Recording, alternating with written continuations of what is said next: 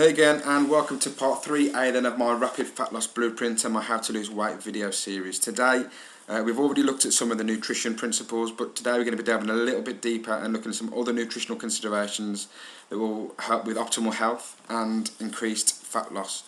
So what we're going to be discussing in today's video is the importance of eating organically. We're going to be discussing intermittent fasting, and we're also going to be looking at carb cycling as well, and how using those as part of your weight loss plan and fat loss plan and maintenance plan also is going to help you to drop the fat and keep it off. Okay, so let's first of all, we're going to discuss intermittent fasting. Now, intermittent fasting is an absolutely awesome technique to help you burn fat and also maintain a lean body mass all year round. Okay, so great technique, and there's lots and lots of health benefits which I'm going to discuss as we go on. And there are also many different ways you can use intermittent fasting as part of your kind of lifestyle. The way I prefer to do it, and the way I find it easiest, is to do a daily, every single day, do a 16-hour fast. Probably eat my last meal about 8-9 o'clock in an evening, between 7 and 9 usually, and then I'll usually eat between 12 and 1ish. So I usually go 16 hours between my evening meal and when I break my fast. So I have my breakfast, but around about 12, 1 o'clock, and that's the difference. So first meal a day is really important, but ideally you'd go for about 16 hours at least without any kind of nutrients at all, just water during a fasted period. What you could do, what some people do, and again I've used this as part of the 21-day rapid fat loss blueprint that I do, we also throw in a couple of 24-hour fasts every now and again, not often. Just a couple of times a week, once maybe twice per week max. Again, that helps with all the benefits that you're going to learn about in a second. But those are the two most commonly used ways, and the ways I prefer to kind of use them. So let's go and discuss what some of the benefits are. First one is reduced glucose and blood sugar levels. So you've probably heard me talk about the importance of balancing your blood sugar levels before. Intermittent fasting helps massively with doing that. Now, during the fast, that kind of happens automatically. Your body naturally lowers blood sugars in there, and it can also decrease the amount of sugar that's in there from anywhere between 15 and 30%, which is pretty big, really big decrease. So that's great. Now, if you've got increased insulin sensitivity, your body is much more likely to store fat. So basically, fasting drastically lowers your insulin sensitivity, and it also helps you to lose more water retention as well. So your body will be able to look a lot leaner with less fat as well on the body. So that's another great reason. Third reason then is increased lipolysis and fat oxidation. Now, that's just a fancy way of saying your body burns more fat and uses more fat for energy. Simple as that. So your body is actually using fat during the fasting period to get the energy from. Increased glucagon. Now, glucagon is one of the most important hormones when it comes to burning fat, and during the fasting period, your amount of glucagon actually increases. So basically means you've got more of a fat burning, more higher levels of fat burning hormone inside your body. You're going to burn more fat. Okay, so simple, pretty simple. Fasting also increases growth hormone, which again leads to fat loss and also slows down the aging process. In fact, it actually can increase growth hormone by up to 6 times if you're using a fasting protocol like we're going to be using. One of the things a lot of people ask, especially women, is that they're worried, oh, I don't want to be getting bulky and things like that. Well, growth hormone, you won't get big and bulky by doing things like that, especially if you're a woman anyway. But growth hormone is also it's called it's known as a youth hormone. It will help you keep looking younger and slows down the aging process. Now, that basically also has been shown to there's been studies and things done mostly on kind of primates and on monkeys that's shown actually increasing the lifespan of monkeys. Now, there's also a tribe, and I can't think what they're called off the top of my head. I can't think what it's called, but they have the highest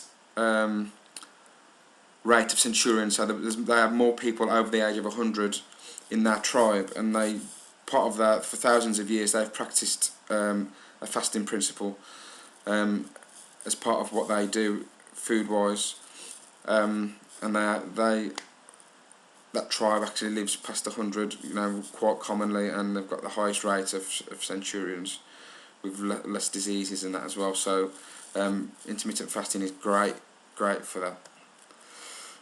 If that's one of the main benefits, really, I would just definitely use it for that benefit alone. It's also the fastest way to eliminate waste from the body and lower inflammation. Now, short-term fasting actually helps you eliminate waste, and it can speed up the process. There's a bit of kind of research done which kind of shows that it's also good at preventing kind of cancers and asthma. The two where I've seen kind of evidence for that, but I'd definitely would suggest that it probably does a lot of other illnesses and diseases as well.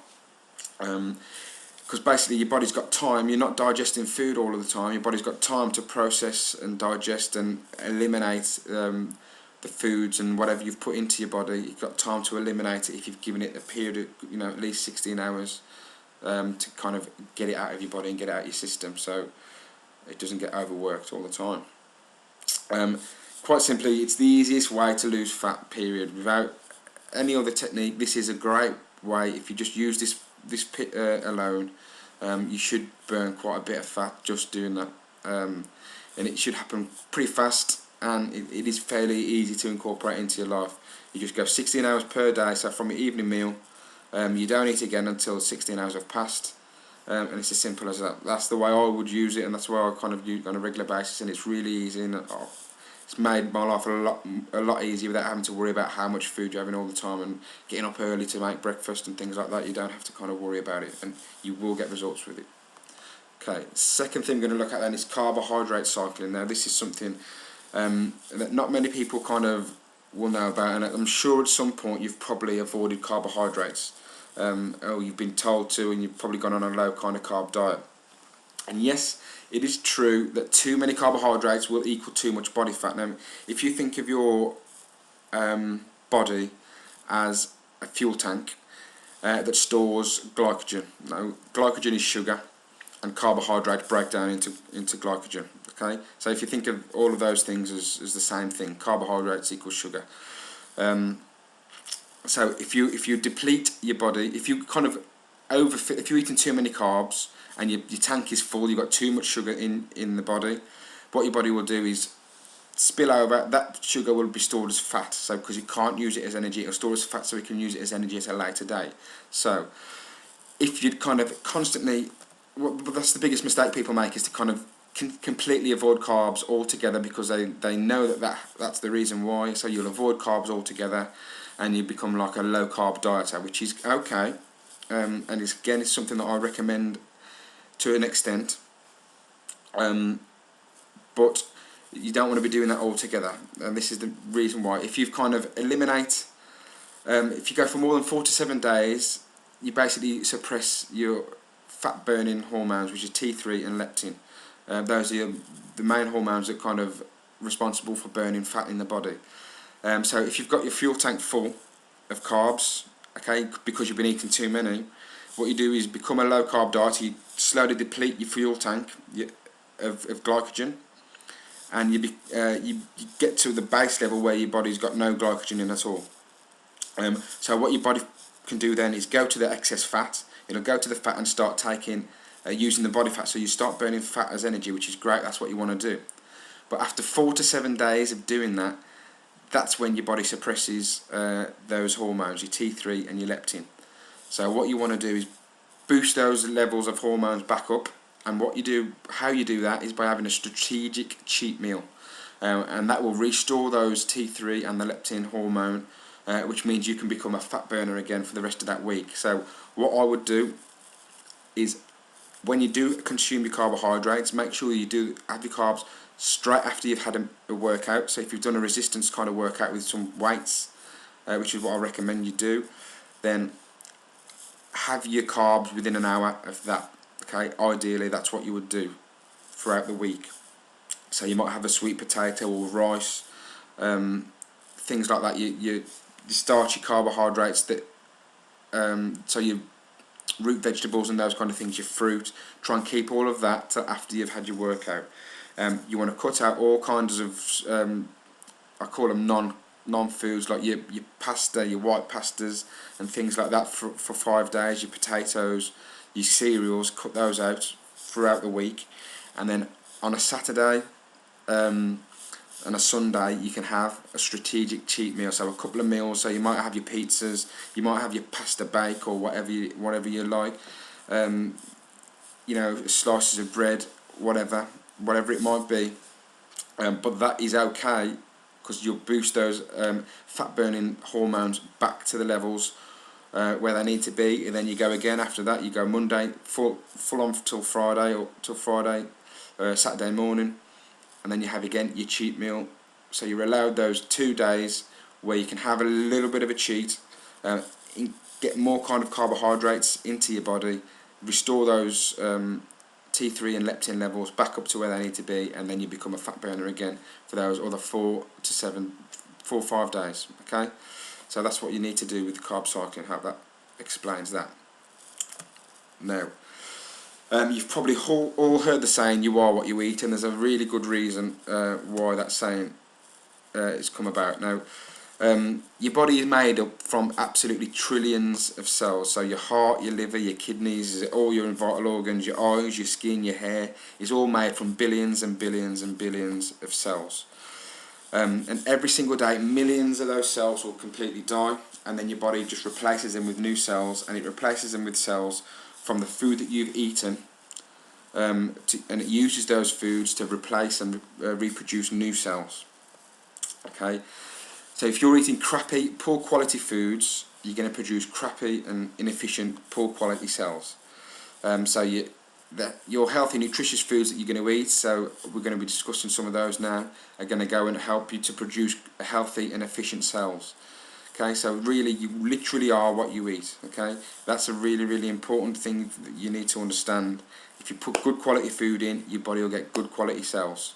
And those good quality cells make up your heart, your liver, your kidneys, all your vital organs. That's why people's systems kind of break down, because they're reproducing crappy cells, and they'll start having lots of diseases, illnesses, and they'll become sick, slow, sluggish and tired all the time. And that is the reason why. So it's really important. What you put into your body really does show on the outside, okay, and on the inside. So we need to eat organically as much as possible, and the reasons being largely down to the chemicals in our diet. The chemicals that you'll find commonly are enzyme inhibitors, artificial flavourings, artificial colourings, sweeteners, pesticides, those kind of things. And on average we consume about 2 to 3 pounds of additives every single year, okay, which is a lot when you think about it. Okay, so what I want you to do is go, once you watch this video, check inside your kitchen cupboard, your refrigerators, and I just want you to note how many packaged food you have. Okay, I want you to take a boxed item such as cereals, take a dessert item such as maybe ice cream, and a flavoured ice cream such as salad dressing or some kind of sauce.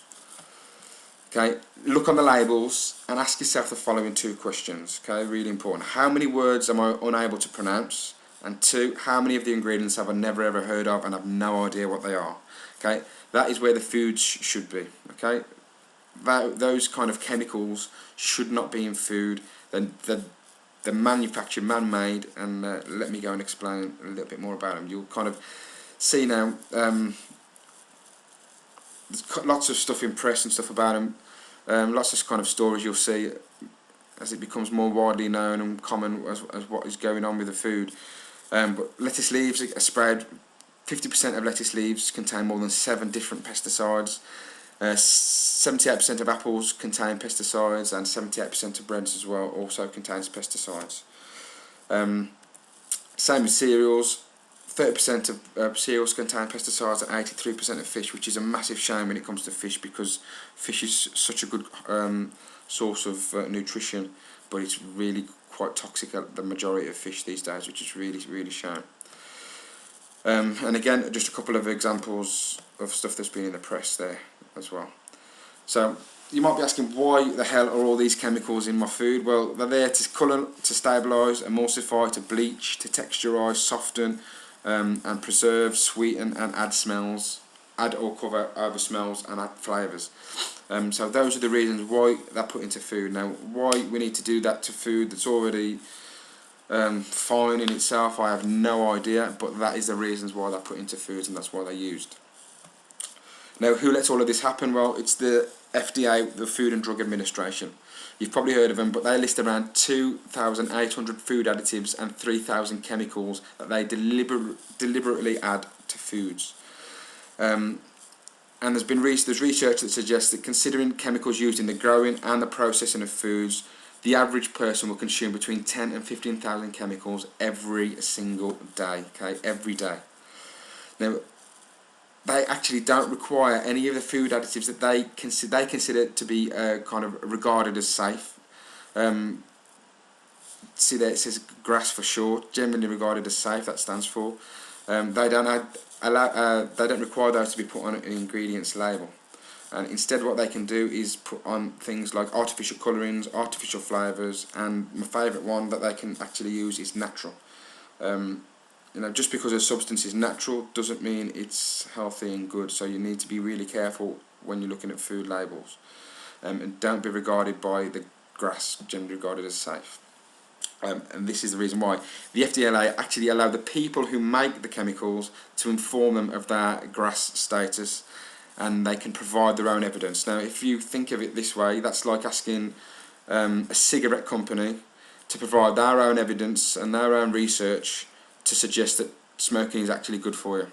Okay, there's no harm to smoking. That if you give the tobacco companies that opportunity, that's exactly what they would say, because they want to make and sell as many of their products as possible. Okay, so they actually allow the people who make the chemicals to provide their own information for them, and that's why you wonder why you're on medication, you're overweight, you're constantly feeling sick and tired, bloated, and absolutely no good. Okay, we're basically all guinea pigs in one of the biggest studies in human history. Okay, we don't actually know the full effect of the combination of these chemicals, and we're finding that out now as time goes on, and that's why we are getting cancers and all sorts of ill health and problems. That's why the NHS is run into the ground with all these problems. Right, now, what can these chemicals actually do to you? Because you might be thinking, well, okay, they put all these chemicals in, they can't be that bad if they're putting them into your foods. Well, let me show you exactly what these chemicals can do. I can't actually pronounce these properly, so I'm not going to try, but this chemical has been known as an irritant to mucous membranes which line the entire digestive tract, and is a central nervous system depressant, as well as in large doses it can actually cause death. Acetic acid I can pronounce, and that has been caused to show gastrointestinal distress, skin rashes and eye irritations. Agar-agar is known to cause flatulence, bloating, and it may also have a laxative effect. And again, these are all generally regarded as safe by the FDA, but these are some of the more tame ones, some of the more serious side effects of some of the chemicals, and I'll just dash through these. It's a known human carcinogen, which means it's known to cause cancer, immune system suppression, blood disorders, liver damage, central nervous system disorders, endocrine disruption, developmental disorders. The list goes on basically. Kidney damage is another one I can see down the list. Yeah, so you can pause the video and have a look at them for yourself. DNA damage, tumours including brain, liver, stomach, lung, cardiac abnormalities, drowsiness, unconsciousness. You know, I don't think I need to carry on, but these chemicals, which are generally regarded as safe by the FDA, are actually allowed to be put in food, so you really need to be careful, and that's why I really can't stress enough, you need to eat organically as much as possible. Okay, another example then, I'm picking on Burger King here a little bit, but this goes for any kind of milkshake you can get from off the shelf, or any fast food restaurant, but this is the actual ingredients for the strawberry flavouring. This doesn't include the actual full ingredients for the milkshake, this is just the strawberry flavouring for a Burger King milkshake, and nowhere in there can you see where it says strawberries. Okay, they use complete chemicals to create a strawberry type flavouring, and all of those chemicals, as I've just kind of shown you, hopefully, are not doing your body any good whatsoever. You know, that they're going to do a lot of damage to your body. Okay, some more reasons then why I reckon you should eat organically as much as possible. And first reason is down to kind of modern day kind of farming methods now. Fruit and veg is sprayed up to 15 to 20 times with pesticides, herbicides and fungicides. Again, all chemicals that I've just mentioned do massive damage to your body. Okay. Also, cattle are given drugs to pump them up. They also, if they're eating those chemicals as well, by the way, if the crops and stuff is being sprayed, or the areas that they live is being sprayed with chemical pesticides and things like that, and the cattle is eating those, your body is also, that you're still getting them as well through that animal. But they're also given drugs to pump them up so they can sell, they can grow quicker, so they can get them to slaughter quicker, and they can make money faster. So that's part of the reason. They're also fed crap that they're not designed to eat, which will make them fat. It will make them weigh more, and will mean they can get more from at slaughter when they go to slaughter. So that is another reason as to why. But they're also given, they get sick often because they're fed grains. They're not designed to eat grains. They're designed to eat grass, and so they'll get sick, and they'll need again toxic drugs just to keep them alive. And you're also having that. If anything that goes inside the animal is also passed on to you. Okay, so. Let me go through a quick few summaries and action steps that you need to put into place. Food you eat is what produces every single cell in your body. Okay, first one. Second one, these cells from your heart, your lungs, your liver, your kidneys, your skin, your hair, your nails. Okay, they form everything that you see and don't see inside your body. And the food is very different from how it once used to be due to the modern farming. Avoid any food that has something on the label that you can't pronounce or you don't know what it is, and avoid anything with artificial colours, flavours, preservatives, emulsifiers, E numbers as well, because these will make you very sick and cause disease. Eat organically as much as possible, ideally from locally sourced farms as well. So that's it. That's all the summary, all the action points. Hope you've learnt a lot there. Other things that you might want to think of will include the intermittent fasting. You may want to start going 16 hours without food from your evening meal. And the carb cycling, all you need to do is Monday to Friday, make sure you're perfect, eating completely clean diet, free from those kind of carbohydrates, the really starchy kinds of carbohydrates. On Saturday and Sunday, have a strategic cheat meals on those days, and then go back to being 100%. Okay, it would need to be 100% from Monday to Friday, and then have those 2 strategic cheat meals on those days, and your body will burn fat consistently. Okay, you'll be doing absolutely fine. So that's been everything. Hope you've learnt a lot again, as I say, on the extra nutritional considerations for optimal health. Next we're going to be looking at part 4 and the importance of water for maximum health and weight loss, and I'll see you there.